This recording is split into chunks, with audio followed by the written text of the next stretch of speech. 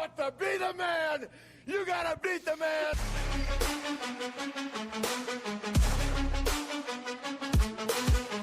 Shadows sleeping in the dead of night.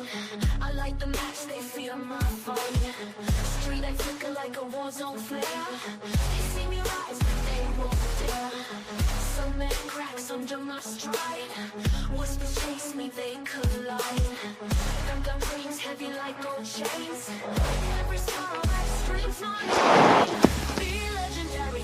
Feel the fire in your chest. No second guessing. This is your Yes, that is right. Welcome to another episode of the Hoosier Legends Weekly Podcast. I am your co-host, Justin Spears, joined, as always, by Mr. Mike Walden. Mike, how are you doing on this snowy Monday afternoon? Hey, good. Did some shoveling yesterday and no back pain. So I'm not exactly sure what I did or didn't do, but pretty happy about that. So it's a good day. Well, yeah, that's great to hear. And we hope that everybody in the HLC region is staying warm and safe. We know that a little bit further south got it a little bit worse than north. And I think we got right about 10 or 11 here up in northern Hendricks County. So I can imagine down at Indian Creek, I think they probably got hit a little bit harder, probably like Triton, Beech Grove area, down south a little bit, Monrovia. They may have gotten a little bit harder. So again, we hope you guys are all staying safe out there and warm and enjoying this e-learning day. I'm pretty sure that most of central Indiana had e-learning days today or no school at all. So get out, be safe if you go out and sled. It is cold out there. I snowblowed this morning, and boy, it is brutally cold out there. So be safe. Well, we are bringing this to you today. Obviously, I posted up on our X account that we did not have an opportunity to be able to get a show put up at our normal time last week. That was due to some scheduling stuff on my end. As you may have heard me mention before, I oversee the Tri-West Sports Network at Tri-West. And so with that, we call most of our home events where we can, certainly basketball. We try to get in wrestling and swimming in the winter. And so we had a busy week with basketball. We had games Wednesday, Thursday, Friday, and Saturday. So actually, no, I take that back. I was out at wrestling at North Vermilion High School. And so on Wednesday, I couldn't make it in for that. But we had basketball a couple nights. And so weren't able to get a regular show in. So we're going to kind of do a little mishmash, hybrid, rundown, regular show. We're going to put it all into this. You know how it goes. It's going to be very average at best. I'm kidding. With Mike, that brings the average up a little bit. So back on right. All right. So we are going to jump into it here. Let's kind of get caught up a little bit, right? I mean, since we weren't able to come to you during the course of the week, it was a busy week. We had a lot of stuff going on the hardwood, in the pool, and on the mat. So let's just kind of start with it here out of the gate. Boys basketball. Mike, do you want to take us through the current HLC standings for where we're at in boys basketball as of today?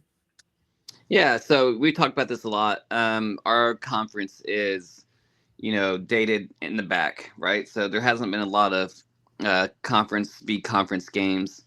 Triton and Monrovia are both 1-0. Tri-West is 2-1. Beech Grove 2-2. Speedway's 0-1, and Indian Creek is 0-2. That's just for the conference. When we look overall, though, Triton Central, man, they're 12-2. They got something going on down there. It's that steady, same coach, a lot of years. We've talked about it in the past, how, elementary kids know what they're doing. They're running the same plays. They have the same kind of offense, same kind of defense. The head basketball coach has his hands in the little league of, this is my mark, and we're going to have a program. You can just tell year after year. Monrovia 8-5. New coach coming in, setting some new rules, setting some expectations for them. Looks like it's being successful. Tri-West is 8-7.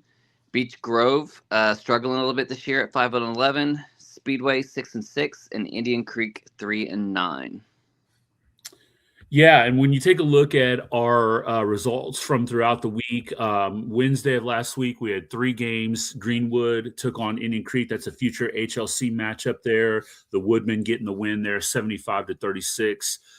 Southport took on Beech Grove, come away with a 65-47 win in favor of Southport. And then Speedway getting a 20-point win over Irvington Prep. Friday, Monrovia traveled to Brown County and won 74-50. Tri-West got a win over McCutcheon, 67-47.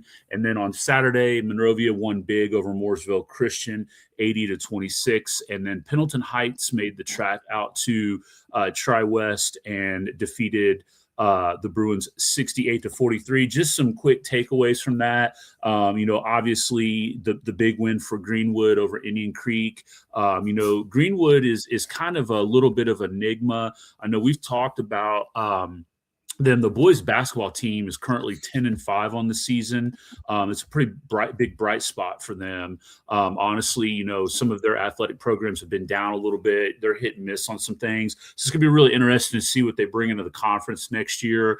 Obviously, Monrovia, with, as you said, Coach Brian Barber kind of getting used to his playing style. He's using a short bench out there. It seems like in the box scores that I've taken a look at from them, he's only playing about 5 or 6 kids. And so I don't know if that's a numbers thing, or if it's one of those things where he has his guys and he trusts them. I think he was kind of always that way at Danville as well. He always seemed to use a little bit of a short bench. And then, when you take a look at Tri-West here, again, like I said, I had the ability to call both of their games this week for the Tri-West Sports Network. The 20-point win over McCutcheon, it's pretty impressive. McCutcheon is struggling a little bit record-wise. If you were just look at them, they're 4-10 on the season, but they play a really tough schedule. They're a 4A team. They play a lot of 4A and even some 5A schools mixed in there, I think, in their schedule. So they've got a pretty tough schedule. That was a pretty well coached, disciplined team. They just, not complete, and again, we were able to kind of come out and do our thing and get that win. But boy, I tell you what, then seeing that Pendleton Heights team, Mike, on Saturday, they've got a young man out there, and I'm blanking on his name right now, but he's averaging about 21 a game. He had 21 in the first half against us. And they came in and just went berserk. They were 6 of 8 from behind the arc in the first half. They built up a really big lead. They got it up to over 35 at one point. And that's just a really, really solid team there. They're really, really good. I think they're ranked in the top 10 in 4A this year. So nothing to really necessarily be ashamed of for the Bruins. I mean, I know you hate losing that way, but boy, that Pendleton Heights team, they were pretty legit. So like you said, it's going to be really interesting too, because there's still so many conference games left to be played here. And again, obviously the boys season goes a little bit longer than the girls season does. That we will probably have a lot of shakeup in that conference standing here over the next couple weeks. So interesting stuff there. And then, like you said, Triton Central just keeps on winning. Lutheran, they got a 41-35 win on Saturday over the Saints. And that's an old conference rivalry there. And even though Lutheran's 3-11, that with that old conference foe kind of thing, they were wanting to come in and make a statement. And that was a defensive struggle there. So Triton's showing that they can win in a number of ways. We've talked about the young man, Eli Sego. He continues to play really good basketball out there. And like you said, Coach James just doing a knockout job with those boys this year. So hopefully it's one of those things where they don't peak too early. You always kind of worry about that a little bit when you get a big win streak going in the middle of the season. And, as the sectionals kind of creeping up on the calendar there, you want to be peaking, as you roll into sectionals, and hopefully they don't peak too early there. But good work, good representation there by the HLC this past week. Let's roll over to the girls, Mike. What kind of news did we hear this week, and what kind of results are we looking at here with the girls? Well, I'm going to preference this by asking a question. I was looking at Tri-West's schedule. We got 2 more games in the conference, and Speedway and Monrovia have like 3 more teams in the conference, like we were talking about. But Tri-West has played in 2 tournaments, right? The Hendricks County tournament, and then another smaller, like Switzerland County or something. Mm-hmm, mm-hmm. Why do we know why the conference doesn't do a tournament? I don't know, and I don't know. I don't know that many conferences do an actual in-season tournament. I feel like it used to be a thing a long time ago, but I feel like most conferences nowadays, maybe just based off of size, obviously with us only having 6 teams, it might be more feasible to do. But with some of the other conferences being up, much larger, maybe 8 to 10 schools, and I know some conferences even have, I think, like 2 divisions. That might be a little bit more difficult to manage in season, but I don't know the answer to that. It's a great question. Yeah, I don't know if it's. I mean, I know, like in the Sagamore, we were all in the same sectional too, right? So that'd be playing the same team 3 times, and Right. I get that. So if that's the issue, totally understandable. But maybe that's something that you could do at the beginning of the season, end of the season, or I don't know. There, that way you get a clear conference champion. And why would I bring that up? Well. There is some controversy brewing. I'm gonna let you speak a little bit more to that, but I'm gonna set you up on that one. It's a big topic going on. But girls, we will say, one girl is having a tremendous career, and with her 14th point in tonight's game versus Oldenburg, Maryrose Felling broke the school record for the girls' basketball points in a career. Felling broke Samantha Dewey's previous record of 1,702 points, and that was from 2011 to 2015. So, with that, congratulations, Maryrose, having her school's career basketball point leader. Nice job. And 1,702 points, Coach, that's a lot of points. Yeah, and she still has maybe 3 games left. I don't know what TC's schedule looks like. I know some schools down to maybe like 1 game. Let me pull that up here real quick. I think I've got that here. Triton Central has 2 regular season games left, and then sectionals. So has a chance to push that up even higher. I don't know what she ended with in that game against Oldenburg, if how far above that 14th point she had in that game, but she has a chance to potentially push that up to maybe 50 to 75 points over, depending on how deep their run is in sectionals. And yeah, you're right, that is a ton of points. I mean, I don't know.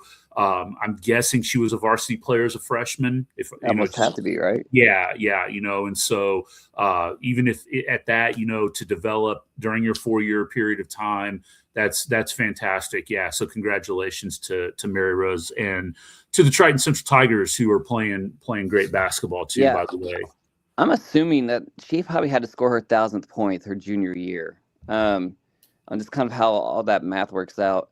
Plainfield has 2 girls on the same team who both scored their 1,000th point. I think it was around the December timeframe. Wow. I don't know if they were both juniors. I think one might have been a senior, but to have 2 girls both scoring 1,000 points on one basketball team just shows you, how good some of these teams are in the state. But 1,700 by herself is absolutely amazing. But she's one of the reasons why we're about to argue, Coach, if I'm going to be honest with you. Because Monrovia beat Speedway, and all of a sudden, Monrovia's out there bragging that they are the Hoosier Legend Conference champions. But what's our friend say? Not so fast, my friend. Yeah, that's right. Not so fast. Yeah. According to our records, and we are the unofficial official record keepers, if Triton Central beats Beech Grove, I think they'll get it, or they'll split it, right? Triton Central did beat Monrovia head-to-head. I haven't seen any guidance about what our tiebreakers are in our conference. But right now, when we look at our conference, Monrovia is 4-1, Triton Central's 3-1, Beech Grove is 3-1. So, Coach, something's got to give. What are you seeing here? Yeah, I mean, again, I think that would all kind of come down to whatever the criteria were or are for any tiebreakers that are used to determine conference champion. And I feel like that conversation was had around the end of the football season, coming down the stretch, where before Triton kind of won it and had it settled, there was a scenario where maybe going into the second to last week or last week, I don't remember when they officially wrapped it up, that there was a question about that. And I thought I heard somebody say there's no tiebreakers. If two teams end with an identical record, then they're co-conference champions. And of course, most schools are not going to recognize the co-part, when they're the ones that are in that section, or they're the ones that are in that part of the tie there. They're just going to call themselves sectional or conference champions, which I'm guessing is what Monrovia was doing there. And look, we're not in any way disparaging or discouraging against Monrovia here in any way, shape, or form, but it is kind of worth noting, right, that Triton or Beech Grove, right, because one of those two teams is going to be 4-1, and if there is no tiebreaker, then Beech Grove may pull an undertaker and come up out of nowhere and say, hey, we are also conference champions.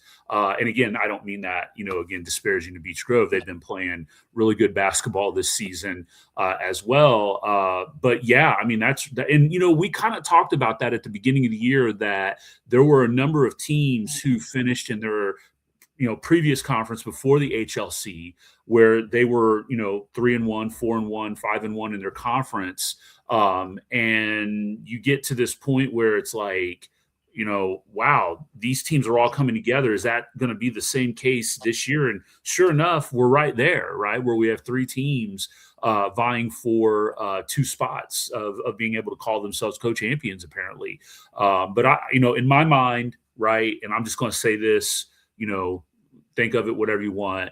If Triton defeats Beech Grove, Triton Central is the HLC champions. If you beat a team that is tied with you head to head, I've got to give you the nod and recognize you as the champion, because you had your opportunity to beat that team and you beat them, right? That's how I view it. Now, again, I know the way that you look at other metrics or don't, then you could say they're co-champions. But either way, both teams, all three of those teams have had, a pretty solid, if not phenomenal season. Do you want to kind of run through where they currently are on their records right now? Yeah, sure. But I would like to point out that Triton Central did beat Monrovia in November. It's the 5th game of the season. Right. And it was an overtime game. Yeah. It was a 64-66 game. I remember that. Yeah. If you're gonna hand out participation trophies and everybody gets a pat on the back, it would make sense for those two teams because they are that even. You know what I mean? They're very close.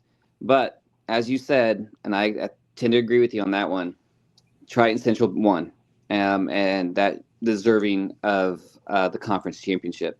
Once again, they have to beat Beech Grove, but that's kind of where I'm at too. Right now, Monrovia, Triton Central, Beech Grove only have one loss, with Monrovia being 4-1. Triton Central and Beech Grove are 3-1. As we said, they're going to play here shortly and figure out who's going to be that co-champion, we think. Indian Creek is 2-3. Tri-West is 1-3, and Speedway is 0-4. Now you're looking for the whole season. And this is what I mean by those two teams just being so good. We're talking Monrovia 17-5 and Triton Central 17-3. Here's another thing for you, Coach. Triton Central is on a 12-game winning streak. Not only is that the best in our conference, but it's the best by almost 10 games, right? Monrovia is on a 3-game win streak. Beech Grove on a 2-game win streak. Tri-West is 1-1. Or Indian Creek is 1-1, Tri-West has lost 2, Speedway's lost 1. So that just shows you what kind of level Triton Central's on. We talked about peaking a little too early or not. 12 games, buddy. They're on one right now. So on Tuesday, Coach, Triton Central did beat Greenwood 83-36. Tri-West ended up beating Western Boone, an old Sagamore foe, 52-40. On Wednesday, the 21st, Monrovia beat South Putt 64-39. Same day, Southmont was able to beat Tri-West 57-36. On Thursday, January 22nd, Beech Grove beat Southport 48-38. Indian Creek beat Austin 58-43.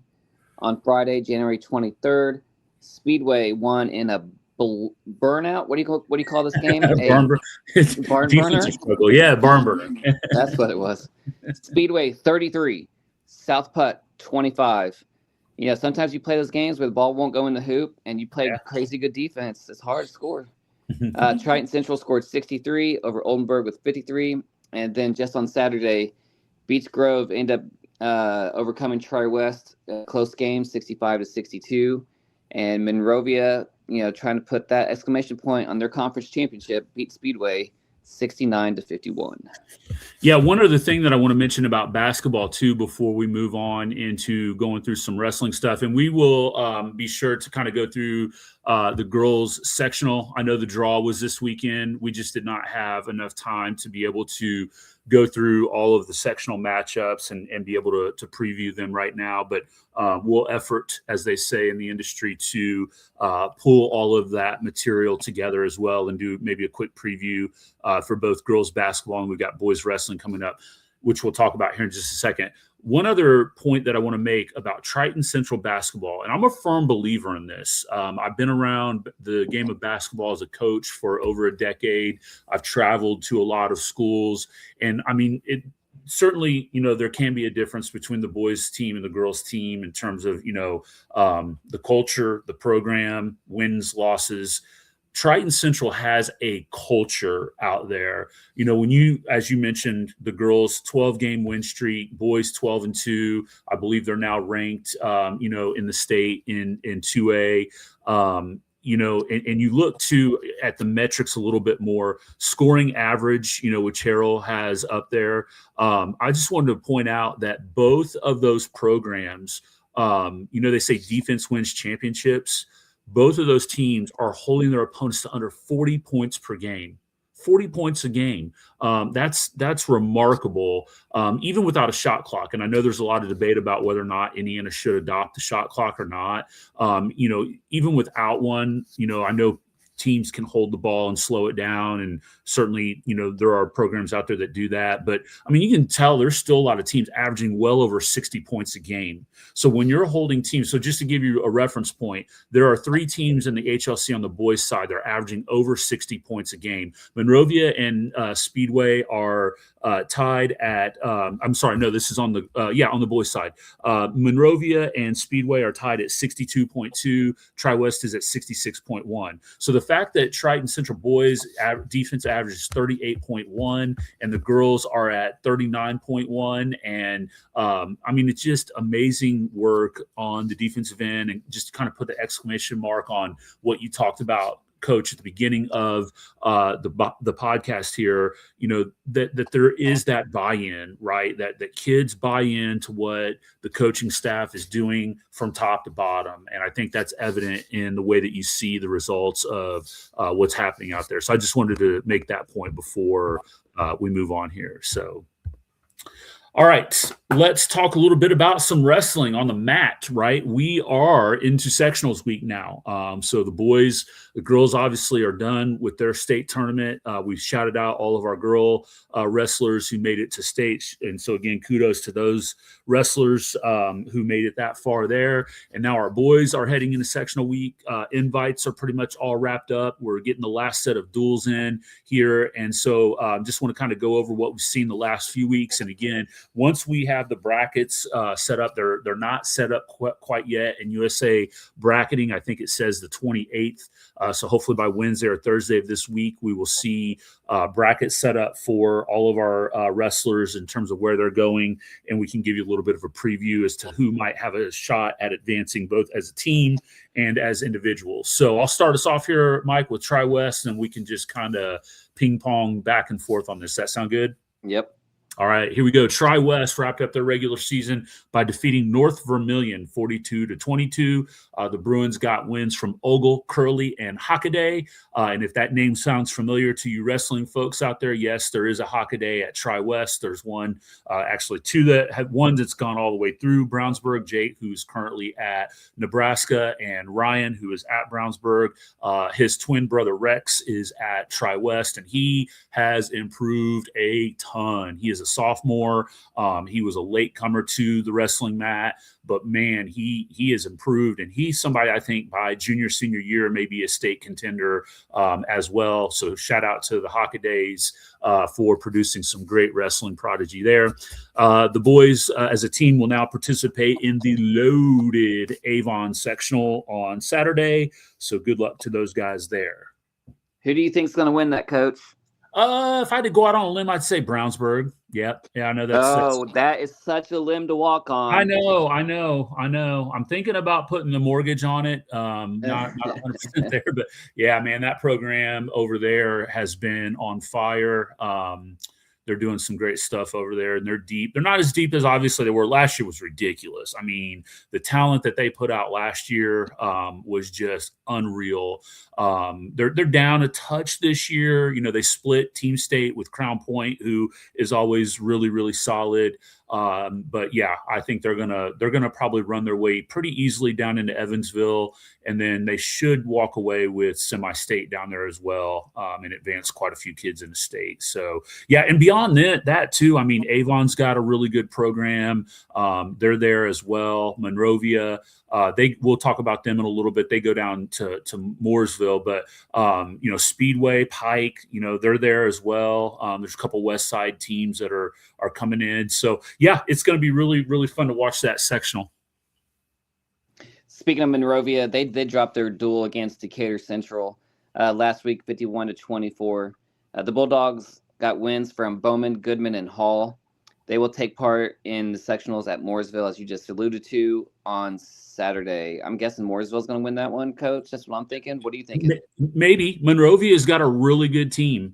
They've got about 4 really, really solid wrestlers, and then if they can get anything else out of some of their other weight classes, those 3 that you mentioned there are names that are really, really good wrestlers, and Monrovia always has a good program. Mooresville, I'm sure, might be a favorite in that. I'd have to go back and look at that to see who all else is there. I think Center Grove might be there, if I'm not mistaken. So they might be the team to beat at that. But I wouldn't be surprised if you know, Monrovia is right around that third team maybe to advance as a team. If not, they'll certainly advance a number of wrestlers to regionals. So that'll be interesting. Yeah, that'd be incredible. Just because being 2A, you know. Oh, I mean, yeah. I know we've talked in the past, you know, about track sectionals and how some of them are absolutely loaded, you know, the ones in Hendricks County and Hamilton County. But then you get ones that are far away that, you know, are all 1 and 2A schools.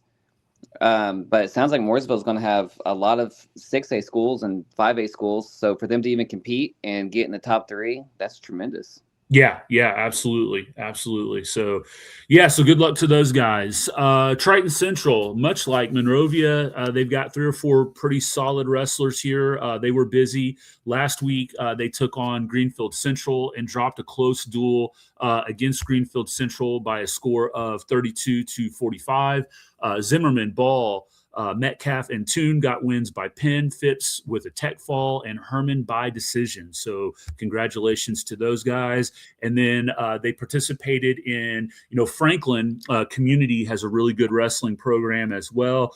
So they went to a team duels invite down there over the last weekend, and they came in second place. Triton Central did as a team, defeating Monrovia 39-28, Cloverdale 58-12, Franklin 54 to beat them 54-3, and then they beat Martinsville 51-24. So pretty solid stuff there from the Triton Central Wrestling program.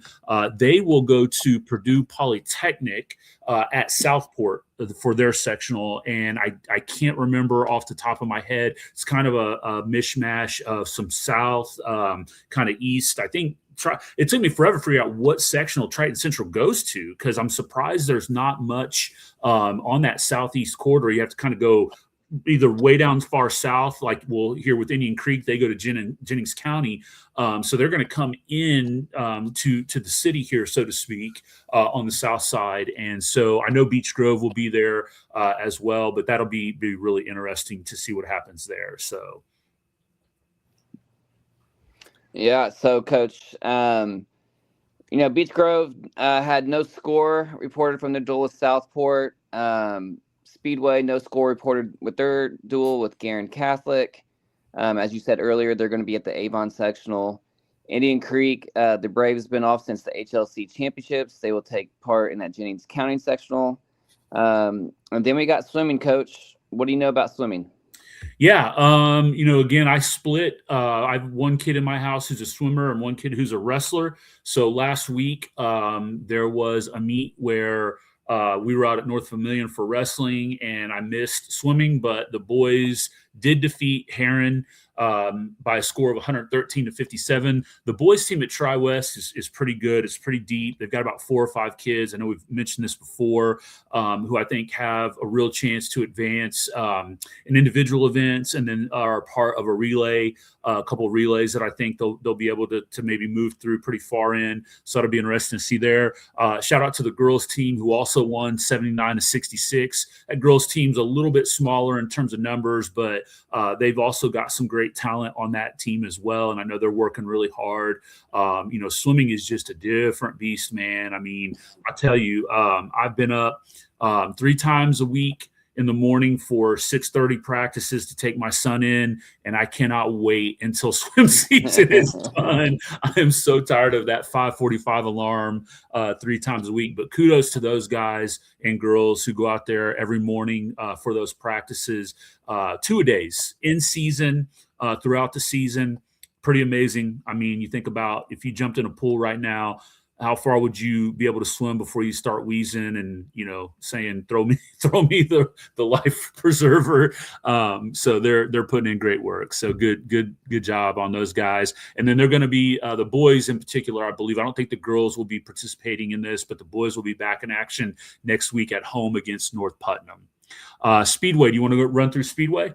Yeah, sure. The boys and girls dropped dual meets to Cascade last week. The 2 teams finished a combined 6 out of 12 at the Warren Swim Invite as well. They will both take on Lebanon is it tomorrow night, Coach? Yep, do we know if that's still on? Yep, as far as I know, unless we're all still in the red travel or something pops up, I believe that'll be on. But yeah, hopefully they can get that in. So. Yep. When you're talking about Indian Creek next, Coach, the boys took part in Mooresville Invite last week with no results reported. They're back in action on February 10th against Edgewood, so they got some time off there. Mm-hmm. And then Beech Grove, the boys and girls finished a combined 9th at the Warren Swim Invite last weekend. They are both in action on February 3rd in a 3-way against Cascade and Mooresville. Coach, before we move on, I've had a lot of really good conversations lately with some guys, especially since all the turmoil that happened in Bloomington with, the cheating scandals and the overhypeness and how they shouldn't have been in the tournament in the first place. Mm-hmm. And that's me as a Purdue fan, bad-mouthing IU. Anyways, everyone thinks that Kurt Signetti walks on water and is, got some kind of formula for breeding champions, which you can't all I had to do was Google him, and I figured out that he wins. That's right. And I know that hurts to you too as a Miami fan, but the biggest thing that everyone's talking about is his practice routine, and they only practice an hour and a half, right? Mm-hmm. They don't go any more than that. He wants to keep his kids fresh. Mm-hmm. I want to know the science behind swimming, and is it worth 2-a-days in season, and I think we can go to Carmel and look at what they're doing, and anybody else who's just a consistent winner, they have something going on. And I wonder and I assume they do, right? If they do 2-a-days, and what does that actually look like? Because there has to be something about getting a kid in shape, in condition, and then letting him rest so that he's at his full ability for the meet. Have you looked into that at all? Have you seen any information saying, hey, this is the best way to train swimmers or train wrestlers or anything? That is great. And the answer is no. I should probably maybe talk to my son a little bit more about what a practice looks like. I have not. I know he has mentioned a couple of different times about like certain techniques and things that they do where, they're working on like, the obvious like technique of their stroke that they're in.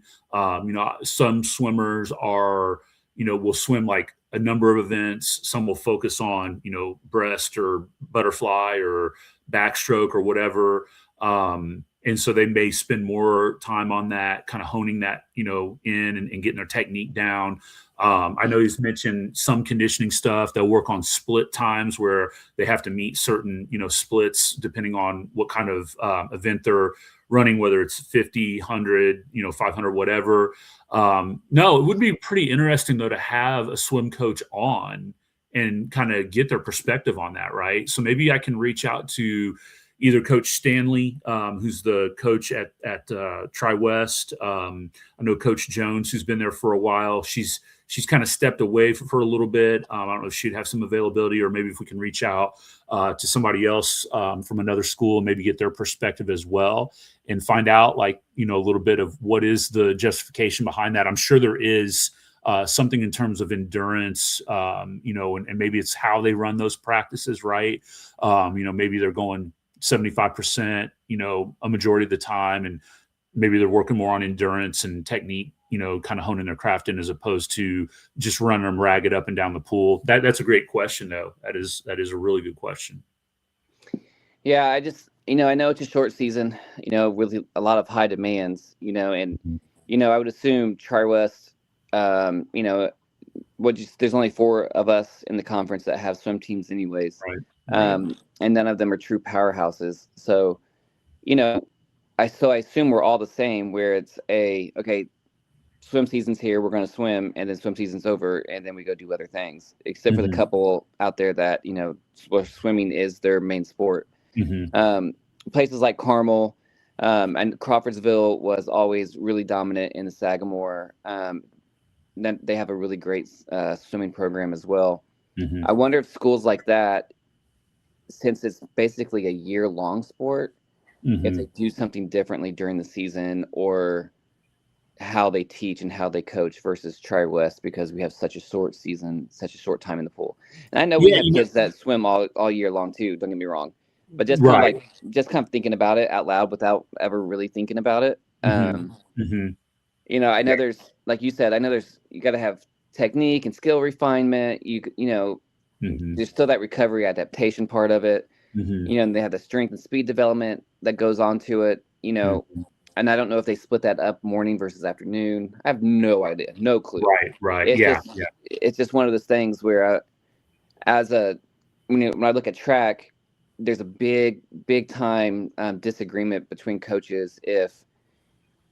If you want your 400 runner, your middle distance runners, to be running miles in practice, or if you want them to just run 200 meters in practice, it's like, do you want them to be able to finish strong and have, really good lung endurance to run the 400? Or do you look at it as a speed contest where it's, you sprint 200 meters, maybe 300, and you just, everything you have left just to be fast. Right. So there's a guy named Tony Holler, and he has that Feed the Cats program, and it's all about cats being explosive and fast. And that's how he views the 400, as being explosive and fast, where people would just make, 400 runners run till they puke, because they have that cardiovascular endurance, Right. And he's like, why would you want to do that to a cat?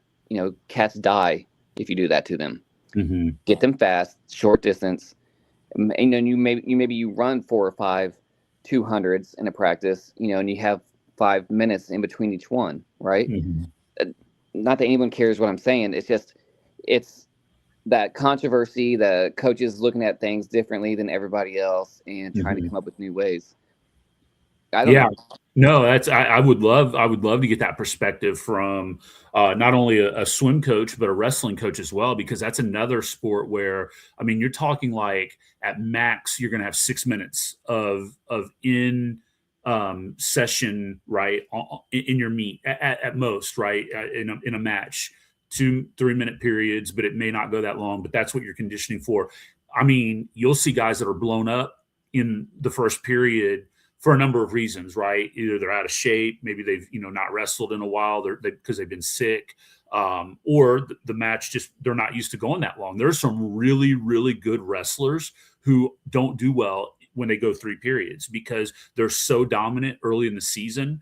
that a lot of times that's one of the reasons why you'll see I think a kid go for a tech fall instead of a pin, because at least it gets them a little bit more mat time, right? And so it's sometimes you'll see a kid, you go, man, he's struggling to put this kid away, but it's really maybe more intentional to get more mat time, to be challenged a little bit, because these kids who are 29-1, 28-2, going into sectionals, and they've just dominated everybody on their schedule. For the most part, maybe there's been a handful of some good matches that they've come along in an invite on, and then they get to sectionals, and now a lot of kids are good, right? Especially as you get closer to that sectional championship, you've got to have that endurance. You've got to have that ability and have had that training to be able to get through a 3-round match, right? And so it would be really interesting to get perspective from all that. Mike, the other thing, and I'm glad you brought this up too, because this is something that I kind of threw out there. I know we were talking a little bit before we came on air about this. And I think this is really relevant to this conversation that you brought up to this point. Not only, would it be interesting to hear from those coaches about that, but, when you were talking about high level, right? High level programs, I think a lot of times what we need to understand is those don't happen overnight. You're going to get flash in the pans. You get a good crop of kids come through, and no matter what sport, right? This goes for the major sports all the way down to more of like, golf, tennis, whatever, where you get a crop of, a stud or a couple of really, really good players, participants, whatever. And but you're talking about programs, right? Like Carmel is a machine. Carmel is a program. Brownsburg Wrestling, I think they won the HHC or HCC, whatever conference they're in, like 12 years in a row now, right? And so you're talking about legacy type things here.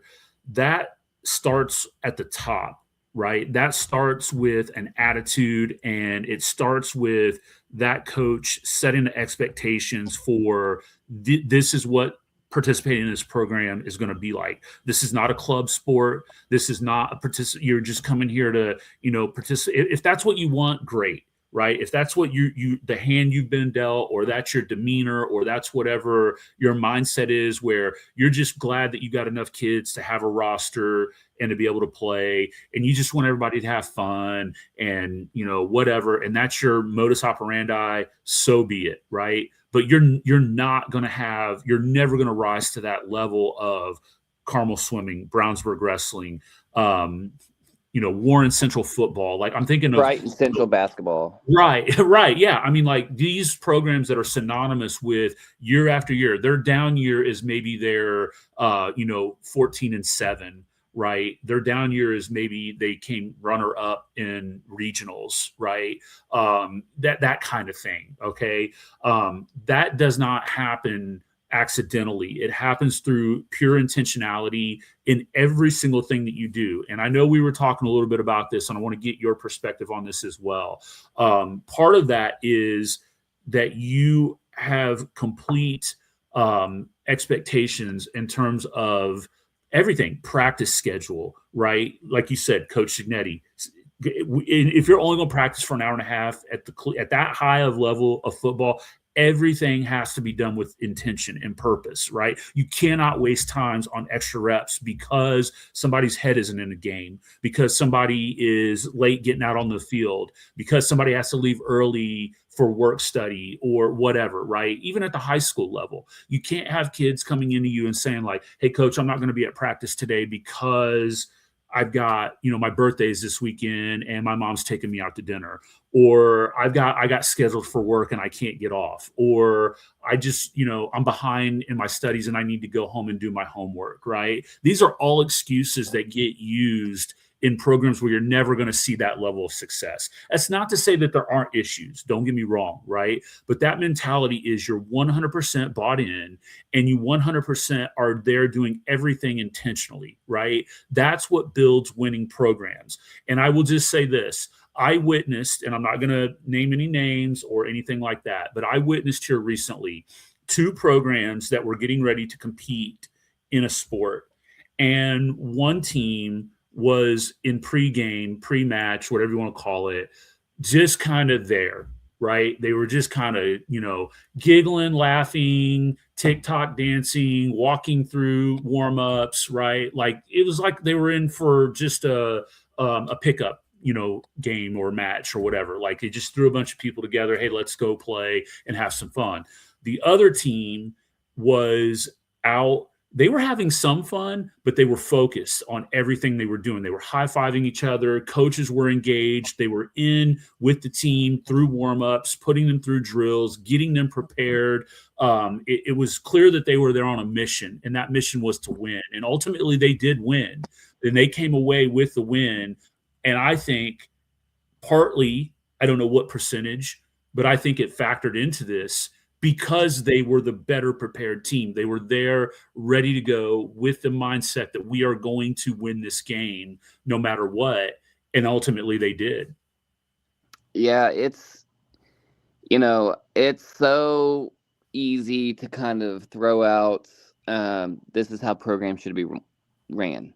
But you and I both know that not every program is at the same place.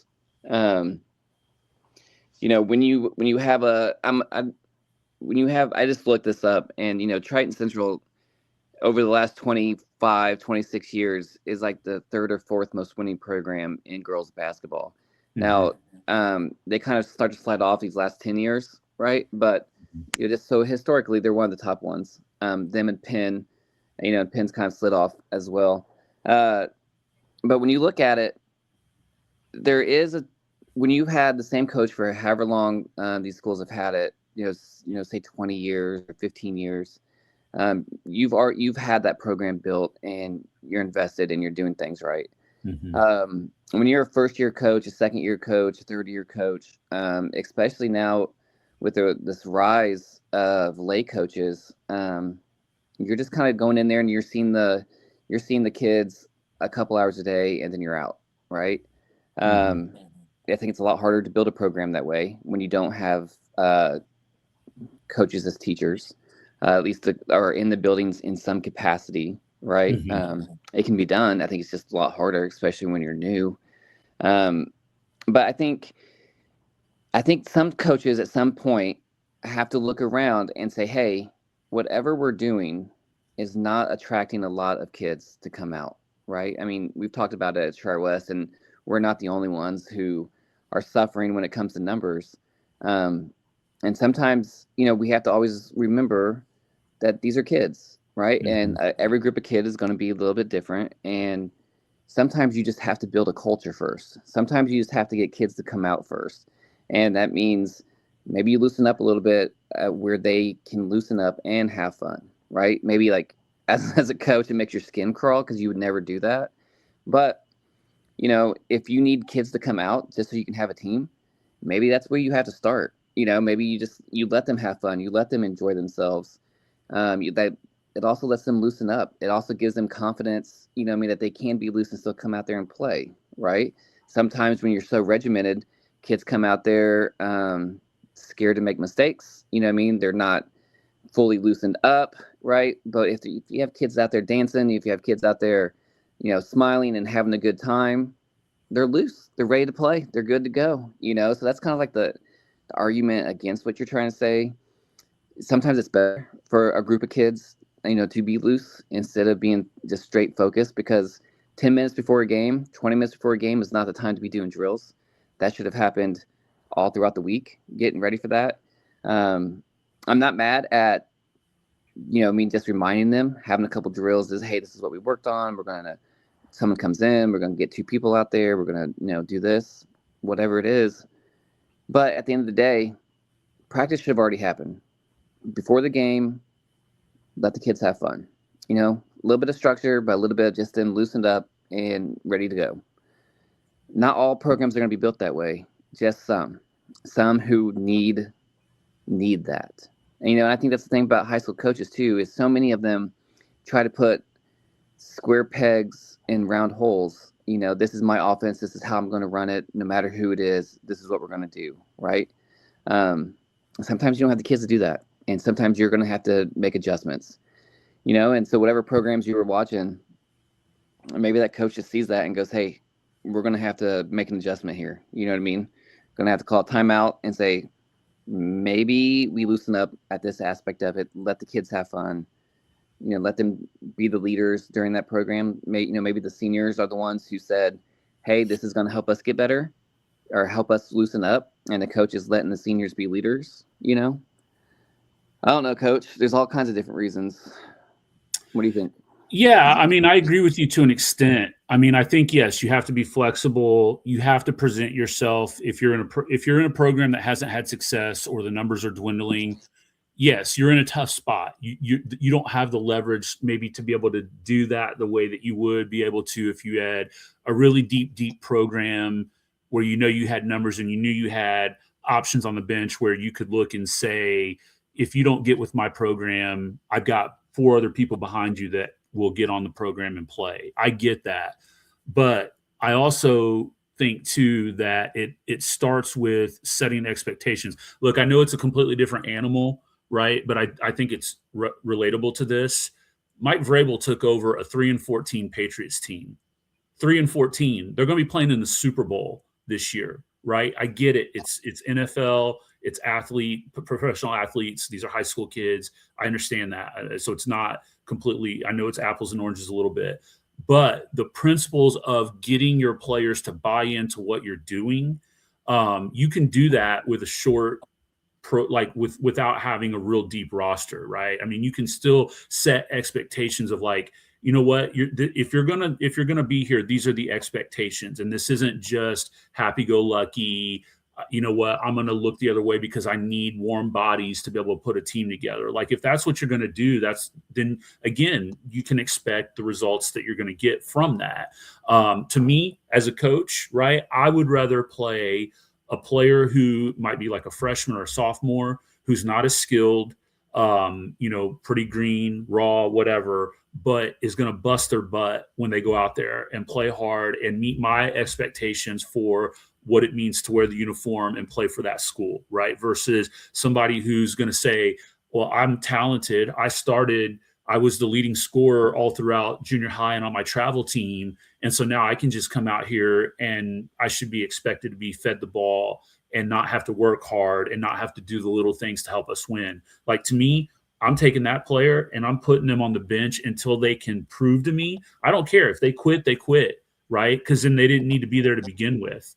And I'll play kids that I can develop under my system, and I'm going to take some L's early on, right? It's going to be ugly, but I'm going to let the community know that. I'm going to let the players know that. Look, we're going to take it here early, but I promise you, if you stick with me and you buy into what I'm teaching you, we will get to where we want to be, right? It's just going to be a process. Anyway, that's my perspective on all that. I agree a lot with what you said, but I think you were saying it too there. As a coach, it's not what you would want, and sometimes you do have to give in a little bit. I get that, right? Because you can't be a dictator. But at the same time, if the expectations of what it means to play for that program aren't there, and if those are the expectations, if that is the behavior that is allowed, then again, I think you can't be surprised when you get the results that you get, and that's kind of what I would say about it. Yeah, and I agree. I just think about like the Tri-West boys team, and I hate always talking about Tri-West, but that's what you and I are both are accustomed to and seeing.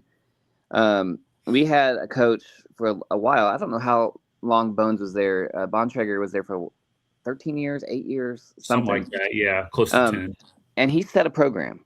He was an English teacher, and he got those kids to play really, really hard and play his system of basketball, and they were very successful. And then don't get me wrong, he also had its name's escaping me, Peyton Hendershot, who ended up playing for the Cowboys, right? On his basketball team. That kind of helped out too when you have some really good athletes. Sure. But I think they lost in overtime in the second semi-state game, almost making it to the state finals under him, right? And then when he left, I think it was Glunt. I think Glunt was the next coach. He was there for a year, and then Doan for 2 or 3 years, and now Strine for 2 years. So, these seniors, have had 2 different coaches, have probably kind of in middle school, you know what I mean, might have went under 3 different head coaches or 4 head coaches trying to do their own program and tell them what their expectations were. And it's been a challenge for these guys, just different leadership, different assistant coaches. It's all different. So for those guys, it's super hard, I think, for a coach to come in, like let's say Strine doesn't come back. Now all of a sudden you got a new head coach. That coach has to deal with 4 or 5 coaches in the last 4 or 5 years, and he's got to set his program. Just like Strine did 2 years ago, he's got to set his program. You can't come in here and be like a 30-year head coach at the same school. You can't have that same mindset. You have to find out what you have, find out what the community has, find ways to get your mindset, your coaching program into this system, right? Slowly but surely get it in there, right? I don't know how to do it. It's a tough job being a first-time coach or at a school, right, who hasn't necessarily been as successful maybe as you have been as a coach. I think it's hard. And I think whoever it is, whether it's Strine or Doan or Glunt, it's really hard to come in there and make a change, especially if the school system is struggling with numbers, if the basketball program has been decimated, and then all of a sudden you're like, how do I recruit kids who maybe don't want to play basketball, but we need them to play basketball, and then we need to keep them, right? And that's a completely different mindset of coaching versus like Barber at Danville, before he went to Monrovia, right? That's a good example. He could play 5 kids. Sure. And those 5 kids followed what he wanted because they wanted to play for him. And they've been playing for that same system since they were in elementary school. Now he goes to Monrovia, and it's like, who's this guy? You know what I'm saying? And he's got to rebuild a program the way he's used to coaching and the way he's used to having it. That's got to be one of the hardest jobs to do, is being a very experienced coach, coming into a new school and trying to put your program name on it. I don't know. Yeah, and maybe so I just keep repeating myself. I apologize, but that's no. But here, I'll use this to start to wrap it up, right? Because we're getting close to the hour mark here. So, just to kind of put a little bit of stamp on it and to use an HLC reference for this, right? And again, I want to preface this by saying I have no inside knowledge on this, so I could be completely off with what I'm about to say, and I would love for anybody to email me, call me, and correct me if I'm wrong by saying this, okay? Coach Selk, Amy Selk, Beech Grove Lady Hornets, okay? She is in her 5th season with Beech Grove. She's 52-60 in her 5th year, okay? They're currently 13-8, and they're vying for an opportunity to share the HLC Conference Championship. So on Harold's website, I went and took a look. She took over in the 21-22 season, so just out of COVID, right? 4-18 her first year. So you can clearly tell, right? She got a roster that wasn't her kids, probably, trying to just do what we've just been talking about, keeping kids playing, instilling your system, getting kids to understand what it's like to play for you. Next year, 9-13, a little bit of improvement, right? But still losing season. They lost in the opening round of sectionals to Speedway. Okay. Next year, 23-24 season, 14-9. So that appears to have been the turning mark, right? Played a really good Purdue Polytech team in the beginning, opening round of sectionals, but a 14-9 season in just her 3rd year after going 4-18. Last year, they were 500. They won a sectional game. And then, like we said, where they're at this year. I called the Tri-West Beech Grove game. That was the first time I'd seen Beech Grove. I obviously interviewed Coach Selk preseason to preview the girls' season, had a magnificent phone call with her, or Google Meet, whatever, Zoom Meet with her. I could tell in talking to her, she's a player's coach. She is invested in developing young ladies, right, and teaching them the game of basketball. She is very intentional with developing them as players and as people. When they traveled to Tri-West with potential snowstorm coming from Beech Grove, they brought a pretty decent crowd. They announced their 5 starters. Everybody cheered. When they announced her, I'm not kidding, Mike, every person in orange and black clapped and cheered really loud when they announced her. You can tell they really like her. She's a lay coach too, by the way, just for what it's worth. You can tell that they appreciate the efforts that she's putting in to work with these girls. And they had a gang of people, right? I mean, we don't have a JV team, so there was no JV game before. I'm guessing they brought their JV kids with them because they had about 20, 22 girls there that day, right? So I say that to say, I think that's an example of what I'm talking about, right? Where it's not always going to be exactly wins and losses. Sometimes it can be measured in other ways as well.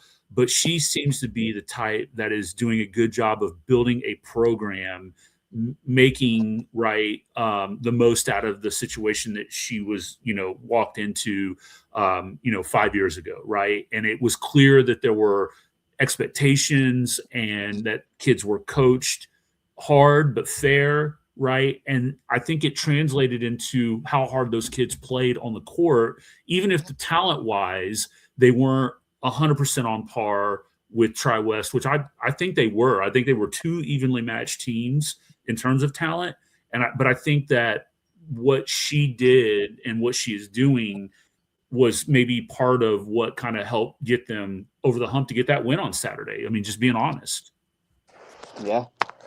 So anyway, that's what I would say to wrap that up there. I know that's something we could debate and talk about, but I do like the original point that you brought up too about understanding what practices look like and regiment and rigor in those sports, particularly with swimming and wrestling. But I think it's applicable to any sport as well, right? I mean, obviously in some of the other sports, you might be working more through technique and drill in practice, going over scouting reports as you get closer to game day, that kind of thing. With some of those other things, it might vary a little bit. It'd be interesting to get a coach on to kind of hear their perspective. So maybe we will reach out. I know we've talked too about the possibility of bringing some of our student athletes on the show as well.